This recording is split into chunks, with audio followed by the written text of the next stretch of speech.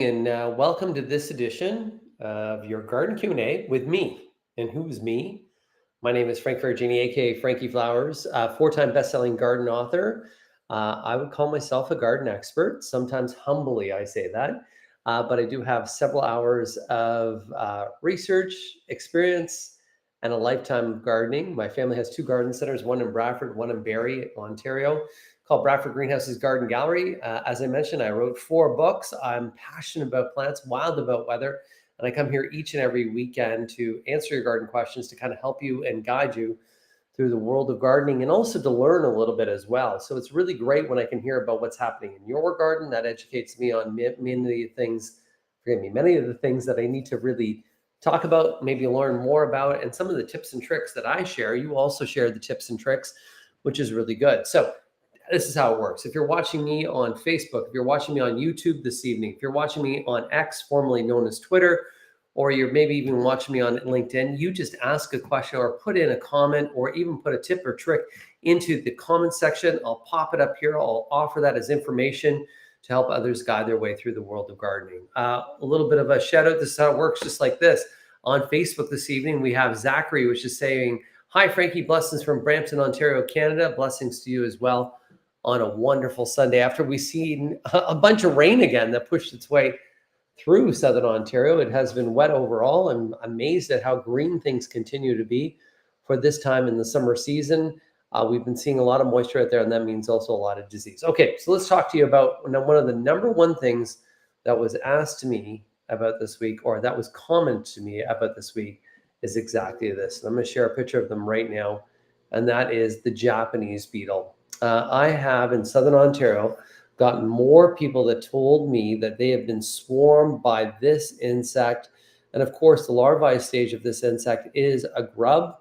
This is a fairly aggressive hard shell insect that can go and eat everything from basil plants to geraniums to roses, and really can cause a lot of damage. So once again, notably, if you're wondering what is a Japanese beetle, maybe you're just listening this evening, if you see a beetle that's on your plant and or anything, it will have somewhat of a bronzy kind of coloring on the, really what you would call as the wings. As you go to the head, it actually has a shiny green head with black legs and a little bit of white coloration. That is indeed the Japanese beetle. So the question is, how do we take care of that Japanese beetle? And there are different ways that we can take care of the Japanese beetle. Now that we are in the cosmetic pesticide ban here in the province of Ontario, what we really have to do is think about organic management. So there's a couple things. One thing is we can go out there and really think about the type of plants that we want to plant that beetles will not like. So if we look at the type of plants that beetles don't like, and on the left-hand side here, you can see plant varieties least favored by Japanese beetle include things like abrevieties, which are cedars, box elder, boxwoods, clematis, dogwoods, forsythia, hemlock, hickory, holly, junipers, lilacs, magnolias, redbud. You can see all the way down to yews. So plant varieties that they love to eat include American or English elm, birch. You have grape, you have hawthorn, hollyhocks, horse chestnuts, larch, lindens. You can see the mountain ash, pin oak. So first thing that we would do is plant those varieties that they don't like. The second thing that we can do, if we're trying to protect those varieties that are already planted on our properties, we can either pick and squish. So we're going to be picking them, squishing them, and put them in soapy water. Often best done on a cool morning because they're going to be more dormant on a cool morning. Actually, on cooler overnight temperatures, they totally actually get a little bit dumb, almost they're stunted, where you can almost shake them right off the plant. Secondly, what we can do is use a control for the grubs in the ground. So Grub Be Gone can take care of the grubs to eliminate or reduce their population. If they're immediately attacking our different types of plant material, we can get a beetle trap. That beetle trap is what's got a pheromone in it, and that pheromone will attract beetles to the trap. But the key with this trap is you need to put that trap far away from any of the infected plants, because it's going to draw not only the beetles that are on your current plant, but other beetles from the area over to that trap, and then you're going to empty the trap into soapy water. There are some products that were previously available, but they're not now. But those are some of the best tips and tricks that are available for you out there. So we got lots of questions already filtering out here as well, and comments. We got Victoria. Victoria saying, my garden season got cut short Why, Victoria? Tell me why. We got Andrea who's saying good evening. Good evening to you as well. That's on Facebook as well. We got Carol who's giving us a shout out today from Temagami, Ontario. Shout out to you as well. My good friend Tracy Reynolds, who is also a florist, saying I missed you last week. Been busy with wedding flowers. Wedding season's a crazy season. My other good friend who actually has a garden company up in Muskoka, Ontario, Sue Paw. Good evening, Frank, from Ottawa today. That's the whole thing. If I don't get to answer your questions, the people that are on this Facebook Live today, this live that we're doing, actually have a boatload of garden knowledge that will chime in and also help me answer many of the questions out there. Hey, Frankie, my daylilies. The reason why daylilies are called daylilies is the blooms only last a day. Were blooming beautifully until a couple of weeks ago when they seemed to be stuck in bud-like phase. These buds haven't opened in 2 weeks and I've had no blooms. Some said it could be seed pods. Can these be saved? So not only could these be seed pods, but as well, we have something called heat delay. And if you're wondering what heat delay is, heat delay actually happens on many of our plants where they'll go to a bud stage or they won't be blooming anymore because we have warm daytime temperatures and warm evening temperatures. So the plants are not putting into flower or not going into flower because they're trying to make sure they don't have as much energy going to the bloom because they're stressed due to the heat, and that heat delay is delaying the flowers. That happens often on our fall flowering mums and even on some fruit production as well. It will be heat delay. So while some of them think this is seed production, I would actually say on those daylilies, it could be heat delay. And when we get into cooler nights, you may see that bloom happen. That's quite common that's out there. We got Matthew Amos this evening saying, hey, Frank. Hey, Matthew, how you doing? We got Tristan Jarvis. Tristan's question, never got around to planting anything this spring. What is some veggie I can plant now in containers? So there are any herbs. You can plant any herbs now in containers, no problem whatsoever. You'll still got lots of harvest that out there. You could plant kale right now in containers, no problem. You'd be able to do that. If you got some more mature cherry tomatoes, I would feel confident in cherry tomatoes that would do there. Leafy greens, so leaf lettuce. You could even sow some radishes into containers. I would do that more so towards August. The plants that I would not plant right now in containers by seed or anything with a growth time of over 100 days. So if you look at the maturity dates on the seeds, anything over 100 days. So that would include, if you're growing by seed, that would include peppers, tomatoes by seed as well. But there are some, you can still go to the garden center right now and get some mature pepper plants that are also bearing fruit right now. Mature tomato plants, you can do it. But once again, all those leafy greens and anything that has a quick sow time, and herbs. You can do lots of herbs that are out there. Good evening from Midland on the shorelines of Georgian Bay. Good evening to you, Elda, as well. Beautiful area that you live in. Victoria saying, we're replying to Victoria, I broke my wrist on a slip and slide. Victoria, I'm going to tell you, if you follow my Instagram, you'll see a post I put yesterday of my son, Matheson, who's my youngest son. He actually broke his scaphoid bone, which is the one that's between your wrist and thumb. So he's in a cast from here to here. He has, he's a freestyle skier who is passionate about skiing. He has been lucky enough to actually head to Oregon. So he is currently in Oregon right now on top of a glacier at Mount Hood, skiing with a cast. Crazy. Yeah, but I understand what's happened too. That's what your garden season will get cut short. We got to be grateful for what we have, but there's many things you can still do out there. You can still water, and this is your year to enjoy the garden that's out there. Should you pull lettuce if it goes to seed? Melky, I've cut back now. I'm not sure if the leaves will be good to eat, but our crunch remain exceptional. So you've been seeing those guys because of the heat and humidity, they bolt actually. So they go to seed, they put that little stem that goes poof right out. As soon as that stem goes out, the leaves themselves turn bitter. So I would pull and or cut them, remove them. And then if you had some additional seeds coming up at the beginning of August, sow some additional seeds because those seeds will be wonderful. And as we get into cooler temperatures in September, you'll have another crop in September. That would be great. But yes, indeed, I would pull them. We got Sean Cassidy. Good, Sean Cassidy. How you doing? Hi, Frankie. Hope you're well. Sean, I hope you're well as well out there. We got my good friend T-Bone, who's in the Hall of March. Evening, Frank. Amazing growth on the seeded onions from mid-July. Hey, T-Bone, I was talking to Gwillimdale Farms this evening. The reason why I'm dressed in black, I was at a celebration of life for a good family friend, which is the Stein family, which shout out to them. But I was talking to some farmers today, and they were telling me about how things are about 10 days ahead in terms of carrots, onions, even corn. But what's happened is there's been a lot of washout because the heavy downpours of rain have washed a lot out. So about 10% of the crop has been lost, but the crop is well advanced overall. I would agree with you that the onions are looking great. Sonia, hi Frankie from Serena and Athena. Is it too late to plant pea seeds? You can plant them with some of the peas, snow peas and other peas. It's going to be very, very tricky whether you'll get a harvest. So if you want to go as an adventure and see if you do, depending upon when we get frost in the fall, you can go for it. It's kind of like on the borderline. So you're almost too late. So I would do it. Why not? Like that's what I would say. Why not? Michelle, hi Frankie. I repositioned some quickfire hydrangeas. Beautiful plants. The reason why quickfire hydrangea is a beautiful plant, flower is white, turns chartreuse green, then goes to pink to red. Beautiful plant. In my front garden during the extreme heat, I was constrained with my schedule. Few plants are showing some brown coloring on the flowers, but the plants are upright and looking otherwise healthy. What I would do right now is I would prune them back by about a third, remove all the blooms, and you're gonna be like, why are you doing that? We're gonna remove the blooms, cut them back because you transplanted them. That's going to make that plant, instead of focusing energy to the bloom, focus to the root system, get good root establishment. You may not have that many blooms this year. That'll take away the stress on the plant. Use a little bit of a quick start fertilizer, and presto, you'll be in good shape. So prune back off the blooms. So prune the overall shrub by 1/3, and away you go. That's the best thing for you to do overall. We got Mary,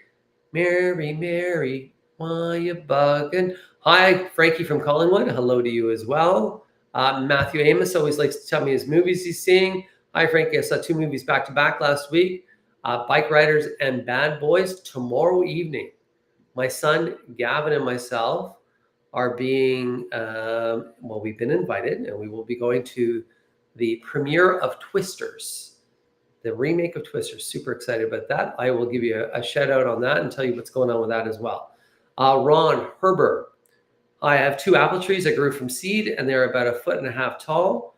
Do I have to cut them back at the bottom or just leave them be? Do I have to cut them back at the bottom? I would leave, if there's any leaves actually. So you have that main stem that's growing up like this. You'll have the top growth that's here. If you have any bottom shoots that are coming from the bottom, yes, prune those bottom shoots out. Those are what are called suckers. Those suckers will take energy from the root and actually will starve the top. So anytime we see on any tree, we actually see some sucker growth, you remove that sucker growth, including on the apples. So I hope I answered your question there. We have Debbie Lamont. Oh, I didn't hear about the lettuce seeds. Thank you. I'm just about to pull mine out. Yeah, any of those lettuce that have actually started to bolt, they're going to be bitter and they won't be that good out there. We got Sue giving a comment here, which is fantastic.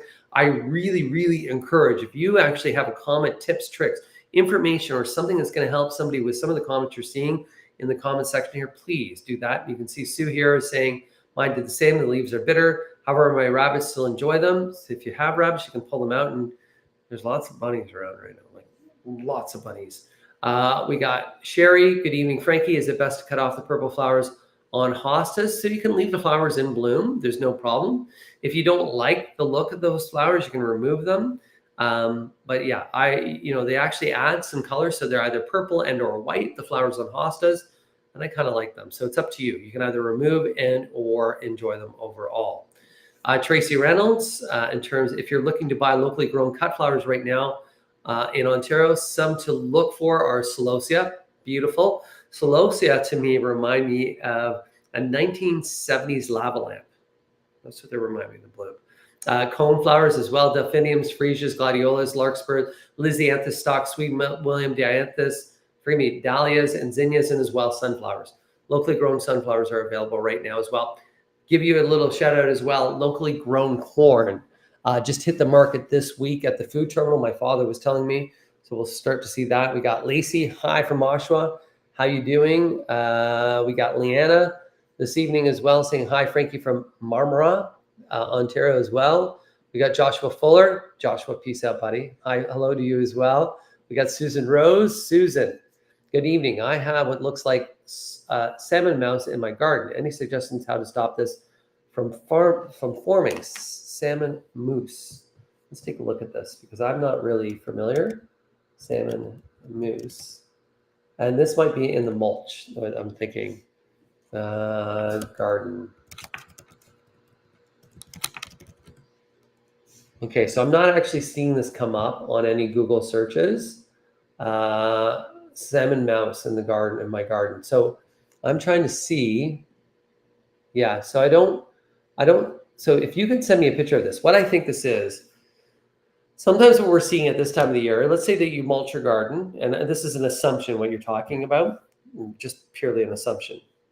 So sometimes if you mulch your garden, you see actually what looks like almost like something threw up in the mulch. And it's actually called dog vomit. I will see if I do. I'll actually show you guys a picture of this. And this is because the compaction of the mulch. It's actually called dog vomit slime. So I'm going to throw this up for you guys to show you what it looks like. Because of the heat and humidity that we've had, this is probably likely what some people are seeing. So even if this is not, but this is a good thing for me to share. So sometimes in your mulch, you'll actually see this growth. And this is exactly what this growth looks like. So you can actually see, and it's called the dog vomit or dog slime. And you actually see it growing on top of the mulch. In order to get rid of this, just take a fan rake or just even a hard bristle rake, rake the mulch over, put a little bit of air circulation in. And this is just the mulch itself breaking down, but this is quite common. Once again, if you rake it over and just turn it over, it'll get rid of it as it's going to increase air circulation. So I'm thinking that's maybe what you have, but I could be wrong overall. So if not, send me a picture, frankie@frankieflowers.com. We have Lacey. We do have bunnies in our apartment garden and they are eating everything. Is there anything we can do to deter them?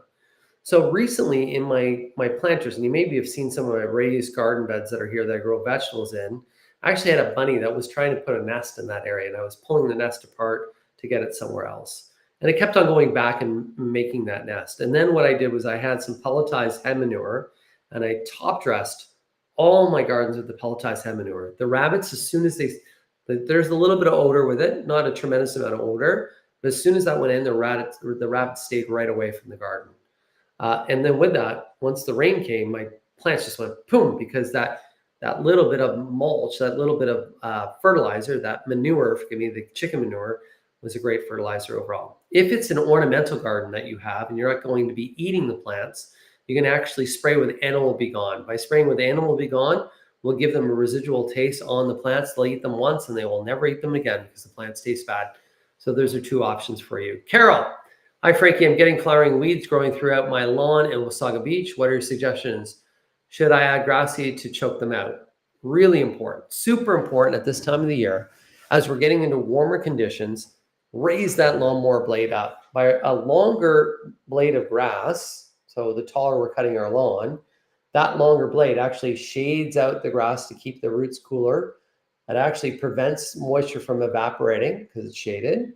And it will shade out weed seeds, not giving weed seeds enough light to grow.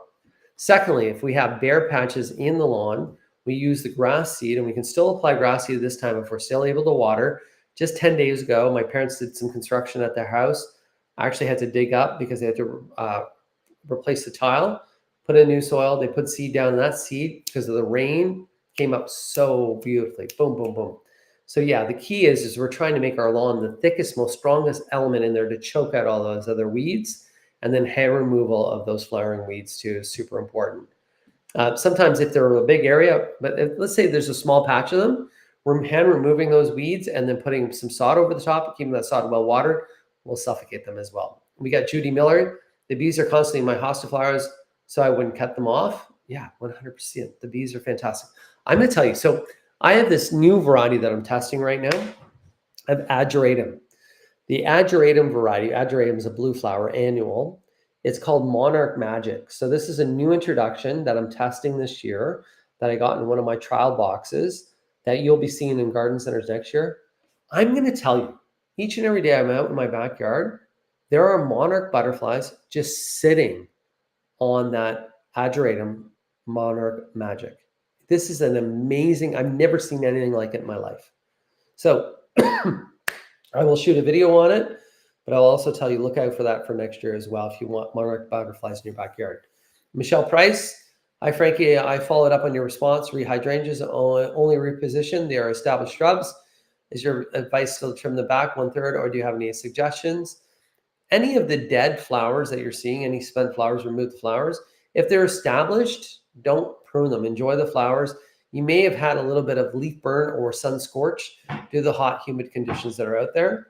But if you're seeing any dead flowers that are on there, spent flowers, remove the flowers only, as long as they're established.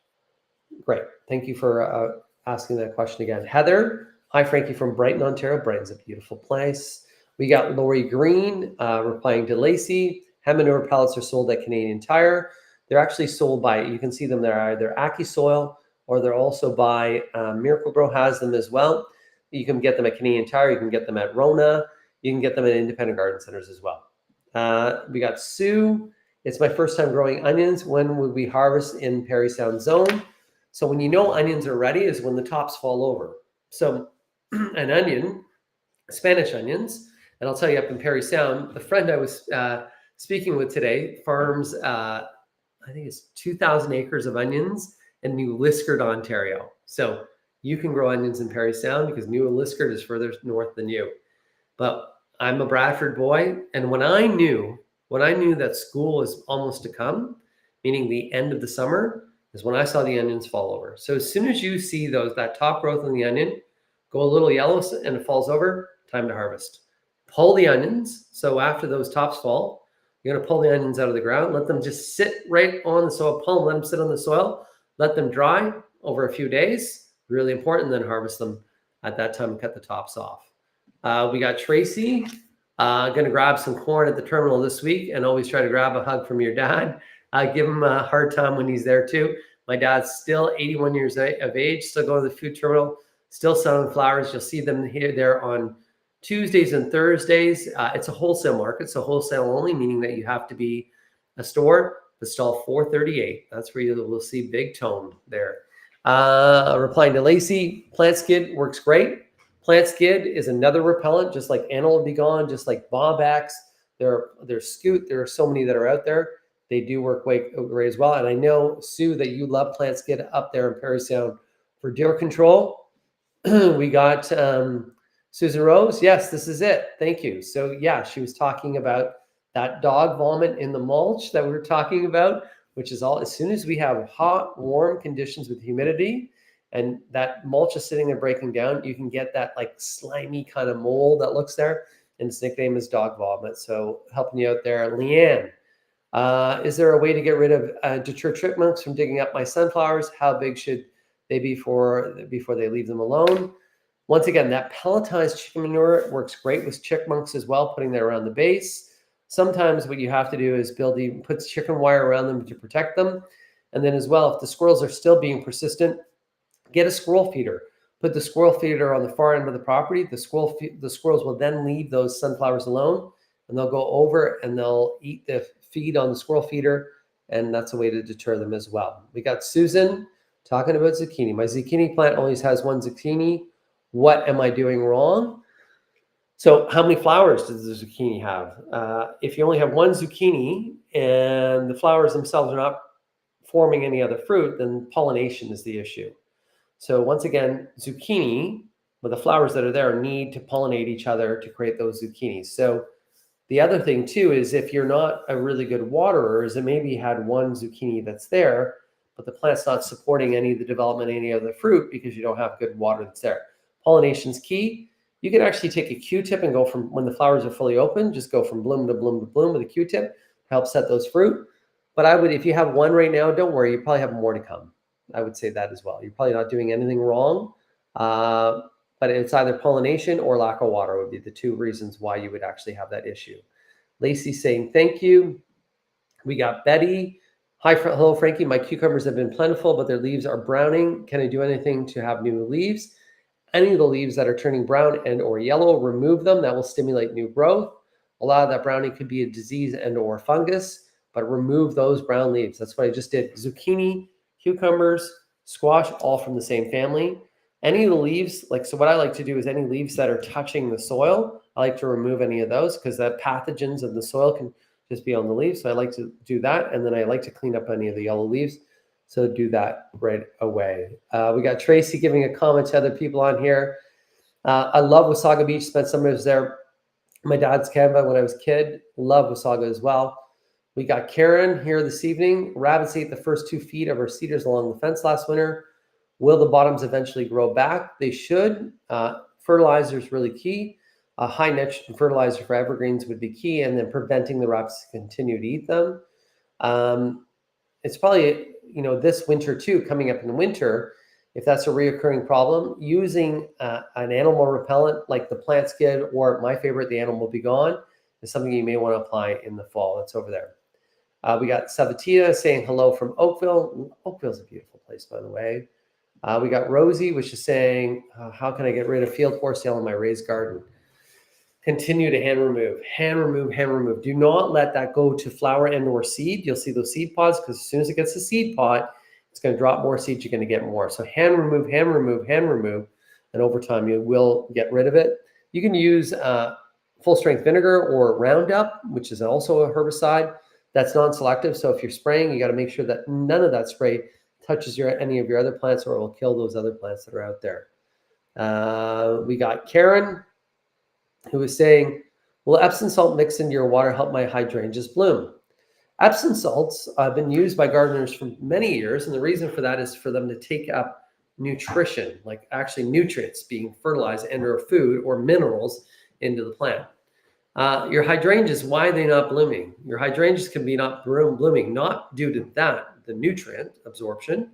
Most likely the reason why hydrangea is not blooming, it's a light situation. So it's maybe not getting enough light. Maybe plants have shaded out the area. Improper pruning, depending upon the variety. There are hydrangeas that bloom on new wood and others that bloom on old wood. So if it's a pink or blue, macrophyllas, they bloom on old wood, where they should not be pruned or minimally pruned in spring, only dead wood removed if you prune them back. So I would say it's more of a pruning issue and or a light issue that's making them not bloom. So I would be more looking that way, and figuring that out would probably help them bloom, or the variety. We mentioned that butterfly plants in your newsletter. I need to see the written name of it. It's called Monarch Magic Ageratum. I'll tell you what, Deborah, I will do something totally on that, so that for next season you can look out for it. It's a new annual variety that will be introduced into markets for 2025. We got Leanne this evening. I have potted hydrangeas. The color of the flower has changed, dark green now, with new flowers coming up. Should I prune off the older flowers? If the older flowers are spent, looking tired and or wilted or not looking attractive, by removing them, you put more energy to the root, more energy to the plant, you have a healthier plant. So I would do that. When to harvest radishes? Radishes, when it's the size of the radish that you're harvesting. So that size of radish, when you go to the store and you see the size of radishes, and that size of radishes like that, like almost like if you were to look at, what would it be similar to the size? Almost the size, a little bit smaller than a ping pong ball. That's when you're going to be harvesting the radishes. The tops will still remain green. You got to pull the radish, because if you don't pull the radish at that size, they'll actually crack and they'll become really tough and bitter. You can even harvest them at a smaller size. They'll be more tender. So just pull out a few right now, look at the size, and you can let them size up. We got Karen, who's saying good evening from Shelburne, Ontario. We got Susan, who's also given us a shout out and thank you on the zucchini advice. Matthew wants me to let him know about how the movie Twister goes. For sure, Matthew, I will let you know that. Christine, forgive me. Sorry about that. I know. From Prince Edward County, joining a bit late this evening. PEC, what a beautiful area as well. We got Tracy Barber, who's given a shout out. Hi, Frankie, from Golden Port Rowan this evening as well. So we're at 29 minutes. There's a few things that I just wanted to make sure that I talked about. We already talked about the Japanese beetle. Take a look at my social feeds on Facebook and Instagram. You'll see one on the box tree moth. Now is a really good time to make sure that there is no caterpillars on your boxwoods. If you see webbing and or a caterpillar, apply BTK to take care of that issue. Containers. If your containers are looking a little tired and or weak, we had a lot of rain, a lot of moisture that's out there, fertilizer. A water-soluble fertilizer, best time to fertilize your gardens with even like an all-purpose Miracle-Gro is right after rain or after you've watered. They'll absorb it, so a good time to do that. Grub control. Grub Be Gone. The beetles are out right now. We see the beetles out, and another 2 weeks, apply the grub control down, that Grub Be Gone, to take care of grubs. Super important. Harvesting. Many things need to be harvested right now. A reminder to harvest your herbs before they go to flower and or seed, super important. And powdery mildew. Keep an eye out for diseases and or things like that white film on the plants. Remove any dead or diseased leaves. Keep the garden nice and clean. And overall, guys, we are at 30 minutes. So I hope you guys have a blooming great week overall. And I'm going to give this last question out there as well. Sabatia, can we eat lamb's quarters, spinach like weed? Yes, lamb's quarters is a fantastic weed. Also, check out another weed called pig's weed is another weed that you can eat, and dandelions, you can eat that as well. So I hope everybody has a wonderful week. Keep growing, keep blooming. If you have more questions, please put them in the comment or email me, frankie@frankieflowers.com. If you haven't yet joined my newsletter, all you have to do is go onto my website, frankieflowers.com, go to the bottom of the website, join the newsletter. Great information that's going to come out to you. The next newsletter will be coming out in about 3 weeks' time. So overall, guys, have a wonderful night. Good night. Sleep tight.